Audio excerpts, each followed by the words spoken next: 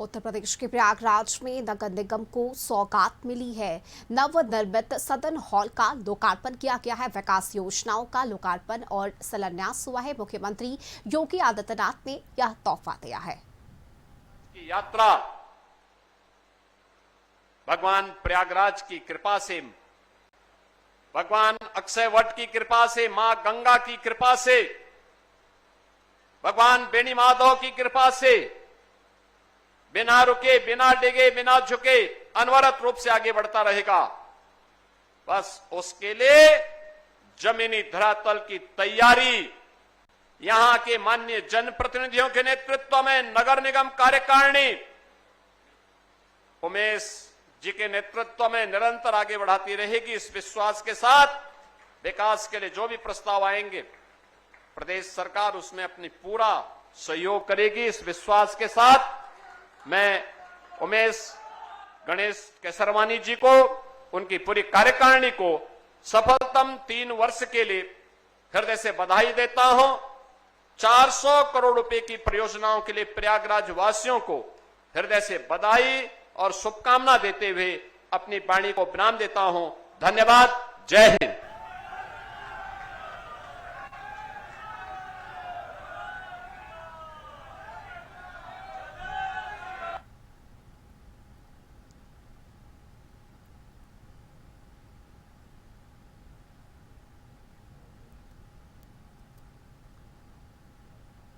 तो देखिए, प्रयागराज में नगर निगम को ये सौगात दी गई है, जहां मुख्यमंत्री संबोधित कर रहे हैं और नवनिर्मित भवन का लोकार्पण यहां किया गया है। सरस्वती के त्रिवेणी के इस महासंगम में ज्ञान, भक्ति और कर्म की एक नई प्रेरणा प्राप्त करके ऊर्जा के उस अक्षय स्रोत भारत की वैदिक और पौराणिक काल की इस पावन धरा को नमन करके अपने पूर्वजों के प्रति कृतज्ञता ज्ञापित करते हुए इस संगम में स्नान की, आस्था की स्नान की पवित्र डुबकी लगा करके अपने जन्म और जीवन को धन्य किया था। नगर निगम हमारी कार्यकारिणी ने उनके स्वागत के लिए, उस सुविधा के लिए हर संभव प्रयास किया था और परिणाम रहा भव्य और दिव्य कुंभ को हम दुनिया के सामने दे पाए। यही प्रयागराज है बहनों और भाइयों। 2017 के पहले माघ मेला हो, कुंभ के आयोजन हो, वे गंदगी के, भक्त के, अव्यवस्था के, अराजकता के शिकार होते थे। लोग आना नहीं चाहते थे, लोग आना नहीं चाहते थे। लेकिन जब 19 में हमारी सरकार को पहली बार प्रयागराज कुंभ के आयोजन को करने का अवसर प्राप्त हुआ था, तब प्रधानमंत्री जी की प्रेरणा से और उनके प्रयास से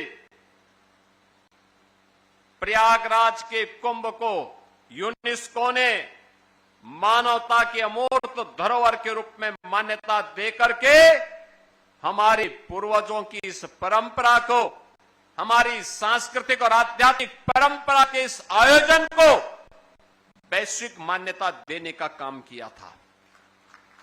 हर भारतवासी, हर सनातन धर्मावलंबी के लिए गौरव की बात थी और उसी गौरव के साथ जुड़ने का अवसर 19 में भी और 25 में भी हमारी सरकार को प्राप्त हुआ।